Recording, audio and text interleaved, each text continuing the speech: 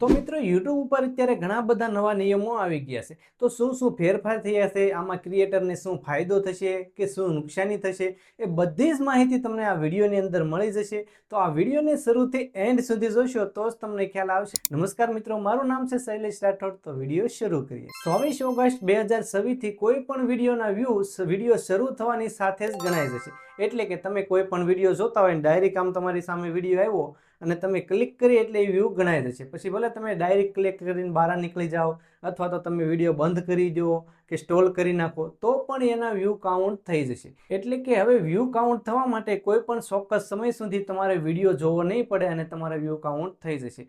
જો પહેલાં કેવી રીતે હતું કે તમે શોર્ટ જોતા હો તો શોર્ટમાં તમે 3 સેકન્ડ સુધી તમે શોર્ટ જોવો તો જ એના વ્યૂ કાઉન્ટ થતા, નહીંતર વ્યૂ કાઉન્ટ ન થતા. વ્યૂ ગણાતા પણ કાઉન્ટ ન થતા. અને લોંગ વિડીયોમાં પણ એ રીતે જ હતું. એમાં કોઈ ચોક્કસ ટાઈમ સુધી તમારે વિડીયો જોવો પડતો હતો તો જ તમારા વ્યૂ કાઉન્ટ થતા હતા. પરંતુ હવેથી તમે કોઈ પણ વિડીયોને ઓપન કરશો એટલે એના વ્યૂ કાઉન્ટ થઈ જશે. આ નવો ફેરફાર લોંગ વિડીયો, શોર્ટ વિડીયો અને લાઈવ સ્ટ્રીમ એમ ત્રણેયમાં સમાન રહેશે. તો મિત્રો હવે પ્રશ્ન થાય છે કે યુટ્યુબે આ ફેરફાર શા માટે કર્યો? તો મિત્રો યુટ્યુબને શું થતું હતું કે શોર્ટ વિડીયોના વ્યૂ કાઉન્ટ કરવામાં અલગ ટાઈમ, લોંગ વિડીયોના વ્યૂ કાઉન્ટ કરવામાં અલગ ટાઈમ, એમાં થોડીક તકલીફ પડતી હતી. એટલે કે થોડોક કન્ફ્યુઝ થઈ જતું હતું.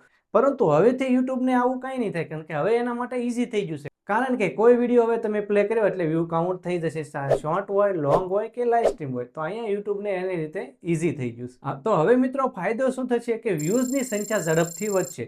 એટલે કોઈ પણ શોર્ટ હોય કે લોંગ વિડીયો હોય એમાં તમારા વ્યૂઝ તમને જલ્દીથી વધારે જોવા મળશે. 24 તારીખ પછી તમે જોશો તો કોઈ શોર્ટ તમે બનાવતો હોય તો એમાં જોજો, અથવા તો લોંગમાં તમે જોજો કે વ્યૂ તમને જલ્દીથી ગણાઈ જશે, એટલે કે વધારે જોવા મળશે. પરંતુ મિત્રો આનો અર્થ એ નથી કે દરેક દર્શક તમારો પૂરો વિડીયો જ જોવે છે, પણ વિડીયો ખાલી ક્લિક કરશે તો પણ વ્યૂ ગણાઈ જશે. તો આ વાત ખાસ ધ્યાન રાખજો. અને ક્રિએટર યુટ્યુબમાં એનાલિટિક્સમાં જઈને એંગેજ વ્યૂ ઓપ્શન દ્વારા ચેક કરી શકશે કે કેટલા લોકોએ કેટલા ટાઈમ સુધી પોતાનો વિડીયો જોયો છે અને કેટલા ટકા લોકોએ ડાયરેક્ટ વિડીયો સ્કીપ કરી દીધો. તો હવે મિત્રો આવે છે મેઇન પોઈન્ટ કે ક્રિએટરને આનાથી શું ફાયદો થશે? ક્રિએટરની કમાણી ઉપર કોઈ ફેરફાર થશે કે નહીં થાય? શું ક્રિએટરને આનાથી વધારે પૈસા મળશે? તો આવા ઘણા બધા સવાલો તમારા મનમાં થતા છે. તો મિત્રો હું અહીંયા તમને જણાવી દઉં કે માત્ર વ્યૂઝ વધવાથી તમારી કમાણી કે અથવા તો મોનેટાઇઝમાં કોઈ પણ ફેરફાર નહીં થાય. તો યુટ્યુબના જે જૂના નિયમો છે એની પ્રમાણે જ તે એંગેજ વ્યૂ જે હોય એ જ આમાં ગણાશે. તમે જો શોર્ટ બનાવતા હોય તો શોર્ટની અંદર 3 સેકન્ડ જે વ્યૂ આવેલો હોય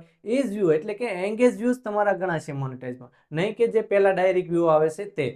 તો આવી જ રીતે લોંગ વિડીયોમાં પણ એ જ રહેશે. એમાં પણ તમારા જે કંઈ વોચ ટાઈમ હોય એ જ કાઉન્ટ થશે. એટલે કે માત્ર ક્લિક કરવાથી તમારી કમાણી નહીં થાય, એના માટે વોચ ટાઈમ પણ લાવવો ખૂબ જ મહત્વનો છે. તો કન્ટેન્ટ અને વોચ ટાઈમ જ અસલી રાજ છે. ભલે હવે વિડીયો ઉપર ક્લિક કરતા જ વ્યૂ ગણાઈ જશે, પરંતુ જો તમારા કન્ટેન્ટ સારું નહીં હોય, તમારો વિડીયો લોકો પૂરો જોશે નહીં, વિડીયો મૂકીને જતા રહેશે, તો તમારો જે વોચ ટાઈમ છે અથવા તો તમે જે કમાણી કરો છો એમાં કાઉન્ટ નહીં થાય. એટલે કે જો લોકો તમારો વિડીયો પૂરો જોશે અથવા તો વધારે ટાઈમ સુધી જોશે તો જ તમારા વ્યૂ ગણાશે અને તો જ તમને અહીંથી ઇન્કમ થશે. યુટ્યુબનું અલ્ગોરિધમ હજુ પણ ઓડિયન્સ રિટેન્શન અને વોચ ટાઈમને જ મહત્વ આપે છે. તો ક્રિએટરને માત્ર વ્યૂઝ પાછળ ભાગવાની જરૂર નથી. તમારે ઓડિયન્સને તમે કેટલા ટાઈમ સુધી તમારા વિડીયોની અંદર રોકી શકો છો એ ખૂબ જ મહત્વનું છે. જો તમે ઓડિયન્સને તમારા પૂરો વિડીયો એટલે કે અંત સુધી રોકી શકશો તો તમારો વિડીયો વાયરલ પણ થશે અને તમારો વોચ ટાઈમ પણ કાઉન્ટ થશે. અને જો તમારી ચેનલ મોનેટાઇઝ હશે